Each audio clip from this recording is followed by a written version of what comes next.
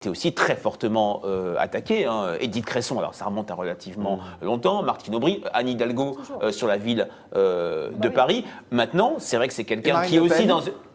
Aussi, également, même si elle, c'est assez va être intéressant, elle a moins mis en avant elle dit ça suffit, les femmes qui se posent en victime tout le temps. Alors, elle l'a fait un petit peu, elle a plus joué la proximité identificatoire, une femme divorcée qui a élevé des enfants seuls. Elle a été sur un registre différent, par exemple, de Ségolène Royal. Ségolène Royal, ce livre sort aussi dans un moment particulier, elle envisage ou pas d'accepter la perche un peu désespérée du PS comme tête de liste du Parti socialiste. Et c'est quand même une personnalité du point de vue de la popularité socialiste qui a été au pouvoir entre 2014 et 2017, qui échappe au discrédit de beaucoup de ténors, qui n'a pas disparu et qui a un socle de popularité très élevé chez les sympathisants et les électeurs d'Emmanuel Macron.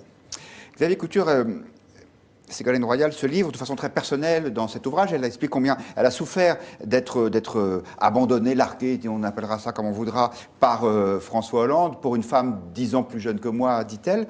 Est-ce que vous trouvez que c'est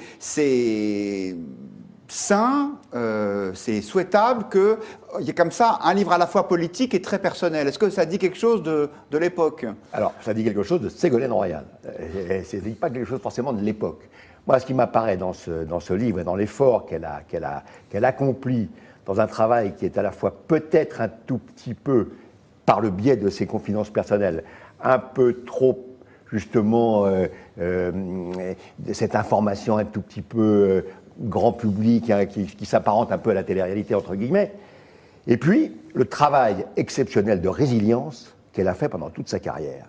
Et honnêtement, ce livre, il vient sanctionner ça. Et je dirais, c'est parce que, ce que vous avez dit tout à l'heure, parce qu'elle a été une femme politique dure, parce qu'elle a été capable de manipulation au même titre que les hommes politiques peuvent la pratiquer, c'est là que l'on voit qu'elle a souffert d'autant plus et que sa parole est particulièrement à écouter. C'est parce qu'elle n'a pas subi le même traitement que ceux qui, comme elle, avaient de la politique une vision qui était plutôt musclée, certes. Mais elle, on lui a fait payer, évidemment, le fait d'être une femme politique, comme on le fait payer d'être femme politique, parce que on le sait, la politique est un milieu horriblement dur, mais ce qu'on lui a fait payer, en plus, c'est d'être une femme. Et je trouve que ce parallèle avec l'environnement, même s'il est audacieux, il a ce mérite-là, ce mérite qui est de mettre en lumière que des sujets cruciaux dans la société sont vécus en général avec un déni dont nous sommes parfois complices, nous gens de médias, et que ce déni, elle le fracasse en mettant sur la table le fait que non,